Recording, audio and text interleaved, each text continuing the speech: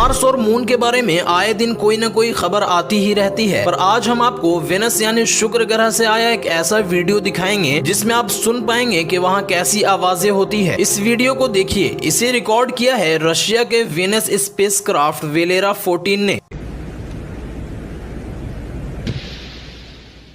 इस वीडियो में जो आवाज आपको सुनाई दे रही है वो असल में वेनस के वातावरण में मौजूद आवाज है, जिसे इस स्पेसक्राफ्ट ने अपनी लैंडिंग के दौरान कैप्चर किया था। इस आवाज को सुनकर आप समझ पाएंगे कि शुक्र ग्रह पर खड़े व्यक्ति को वहां कैसी आवाजें सुनाई देती है।